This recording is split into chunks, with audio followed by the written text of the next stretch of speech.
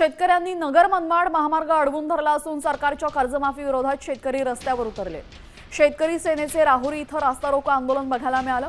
शिंदे गट शिवसेना पक्षाचे शेतकरी सेनेचे राज्य उपाध्यक्ष रवींद्र मोरे यांच्या नेतृत्वाखाली आंदोलन होत आहे। स्वाभिमानी शेतकरी संघटना देखील आंदोलनामध्ये सहभागी झाली असून सरकारने फसवी कर्जमाफी केल्याचा आरोप करत हे आंदोलन करण्यात आलं।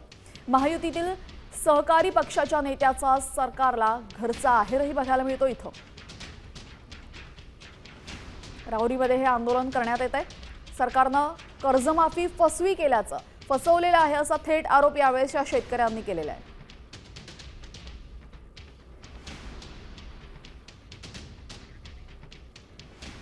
राहुरीमध्ये रास्ता रोको आंदोलन करण्यात आलेले आपण पाहतो। यामुळे वाहतूक कोंडी निर्माण झालेली शेतकरी सेनेने हे आंदोलन केलेलं आहे।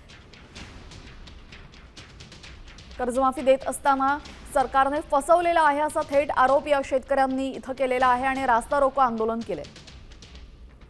सरकारची कर्जमाफी ही फसवी असल्याचं म्हणत शेतकऱ्यांनी हा रास्ता रोको केलेला आहे।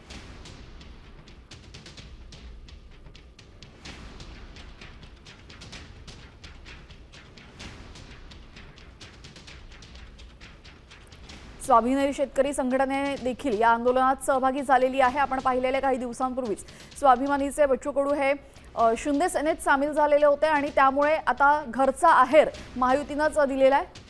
आपल्यासोबत आमचे प्रतिनिधी सचिन बनसोडे जोडले गेलेले आहेत। सचिन, फसवी कर्जमाफी दिल्याचा आरोप करत हे रास्ता रोको आंदोलन करण्यात येत आहे, काय अधिकची माहिती?